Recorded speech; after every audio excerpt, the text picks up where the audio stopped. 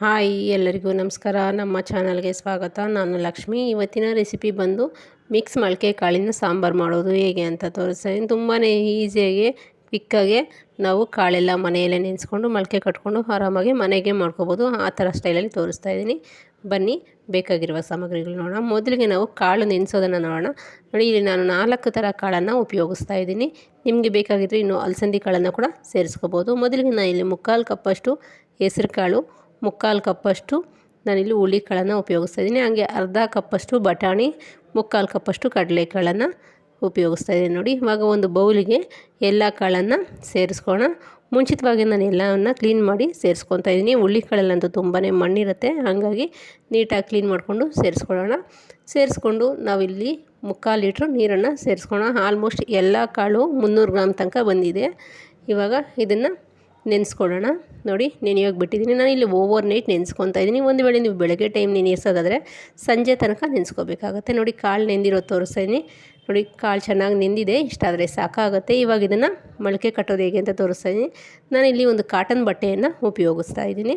ನಿಮಗೆ ಒಂದು ವೇಳೆ ಕಾಟನ್ ಬಟ್ಟೆಯಲ್ಲಿ ಕಟ್ಟೋದು ಇಷ್ಟ ಇಲ್ಲ ಅಂದರೆ ಬಾಕ್ಸಲ್ಲೂ ಕೂಡ ಸೇರಿಸ್ಕೋಬೋದು. ಆದರೆ ಬಾಕ್ಸಲ್ಲಿ ಬೇಗನೆ ಬರುವುದಿಲ್ಲ, 2 ದಿವಸ ಅಥವಾ 3 ದಿವಸ ತಗೊಳ್ಳುತ್ತೆ. ಹಾಗಾಗಿ ನಾನು ಇಲ್ಲಿ ಕಾಟನ್ ಬಟ್ಟೆಯಲ್ಲಿ ಕಟ್ತಾಯಿದ್ದೀನಿ. ನೋಡಿ, ಮೊಳಕೆ ನೋಡಿದ್ರಲ್ಲ, ಎಲ್ಲ ಥರ ಕಾಳನ್ನು ಸೇರಿಸ್ಕೊಂಡು ಇವಾಗ ಈ ಥರ ಕಟ್ಟಿ ಇಡೋಣ.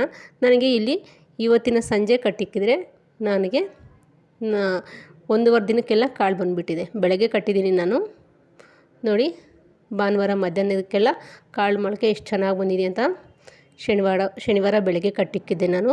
ಭಾನುವಾರ ಮಧ್ಯಾಹ್ನಕ್ಕೆ ರೆಡಿ ಆಗಿದೆ. ಇವಾಗ ನಾನು ಮಧ್ಯಾಹ್ನ ಊಟಕ್ಕೆ ಅಂತ ಸಾಂಬಾರಿಗೆ ರೆಡಿ ಮಾಡ್ತಾಯಿದ್ದೀನಿ. ನೋಡಿ, ಎಲ್ಲ ಕಾಳು ಚೆನ್ನಾಗೇ ಮೊಳಕೆ ಬಂದಿದೆ. ಇವಾಗ ಒಂದು ಕಡಾಯ ತಗೊಳ್ಳೋಣ ಸಾಂಬಾರು ಮಾಡೋದಕ್ಕೆ. ಕಡಾಯ ಬಿಸಿ ಆದಮೇಲೆ 1 ಚಮಚ ಎಣ್ಣೆಯನ್ನು ಸೇರಿಸ್ಕೊಳ್ಳೋಣ. 4 ಲವಂಗ, 1 ಪೀಸಷ್ಟು ಚಕ್ಕೆ, ಹಾಗೆ ಮೀಡಿಯಮ್ ಸೈಜ್ ಬೆಳ್ಳುಳ್ಳಿ, 1 ಮೀಡಿಯಮ್ ಸೈಜ್ ಶುಂಠಿ, 1 ಇಂಚಷ್ಟು ಶುಂಠಿಯನ್ನು ಸೇರಿಸ್ಕೊಳ್ಳೋಣ. ಹಾಗೆ ಮೀಡಿಯಮ್ ಸೈಜ್ ಈರುಳ್ಳಿ 1 ಸೇರಿಸ್ಕೊಂಡು ಚೆನ್ನಾಗಿ ಫ್ರೈ ಮಾಡ್ಕೊಳ್ಳೋಣ.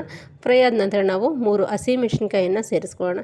ಹಸಿಮೆಣ್ಸಿನ್ಕಾಯಿ ಹಾಕ್ಕೊಳ್ಳೋದ್ರಿಂದ ಈ ಸಾಂಬಾರು ತುಂಬಾ ಟೇಸ್ಟಿಯಾಗಿರುತ್ತೆ. ಡಿಫ್ರೆಂಟ್ ಸ್ಮೆಲ್ಲು ಕೂಡ ಇರುತ್ತೆ, ಹಾಗೆ ಫ್ಲೇವರು ಕೂಡ ಚೆನ್ನಾಗಿರುತ್ತೆ. ಹಾಗಾಗಿ ನೀವು ಹಸಿಮೆಣ್ಸಿನ್ಕಾಯಿ ಮಿಸ್ ಮಾಡ್ದಂಗೆ ಉಪಯೋಗಿಸ್ಕೊಳ್ಳಿ.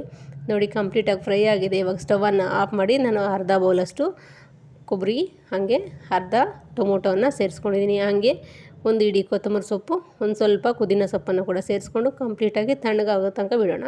ಆಲ್ರೆಡಿ ತಣ್ಣಗಾಗಿದೆ. ಚೆನ್ನಾಗಿ ಮಿಕ್ಸ್ ಮಾಡಿಕೊಂಡು ಇವಾಗ ಒಂದು ಮಿಕ್ಸಿ ಜಾರಿಗೆ ರುಬ್ಕೊಳ್ಳೋದಕ್ಕೆ ಸೇರಿಸ್ಕೊಳ್ಳೋಣ.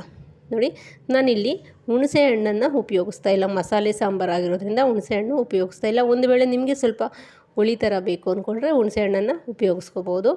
ಇವಾಗ ಇದನ್ನು ನುಣ್ಣಗೆ ರುಬ್ಕೊಳ್ಳೋಣ. ನುಣ್ಣಗೆ ಪೇಸ್ಟ್ ಆದ ನಂತರ ನಾವಿಲ್ಲಿ ಒಂದು ಕುಕ್ಕರನ್ನು ತಗೊಳ್ಳೋಣ. ನೋಡ್ತಾ ಇರ್ಬೋದು, ಇವಾಗ ನಾನು 2 ಸಲ ತೊಳೆದು ತೊಗೊಂಡಿರುವಂಥ ಕಾಳೆಲ್ಲ ಸೇರಿಸ್ಕೊತಾ ಇದ್ದೀನಿ. ನೋಡಿ, ಕಂಪ್ಲೀಟಾಗಿ ಕಾಳೆಲ್ಲ ಸೇರಿಸ್ಕೊಳ್ಳೋಣ. ಹಾಗೆ ನಾನು ಮೀಡಿಯಮ್ ಸೈಜ್ದು 2 ಬದನೆಕಾಯಿ, ಹಾಗೆ 2 ಆಲೂಗಡ್ಡೆಯನ್ನು ಸೇರಿಸ್ಕೊತಾ ಇದ್ದೀನಿ. ನೋಡಿ, ಎಲ್ಲ ಸೇರಿಸ್ಕೊಂಡು ಹಾಗೆ ನಾವು ಕಟ್ ಮಾಡಿ ತೊಗೊಂಡಿರುವಂಥ 2 ಟೊಮೊಟೊ ಮತ್ತು ರುಬ್ಬಿ ತೊಗೊಂಡಿರುವಂಥ ಪೇಸ್ಟನ್ನು ಕೂಡ ಸೇರಿಸ್ಕೊಳ್ಳೋಣ.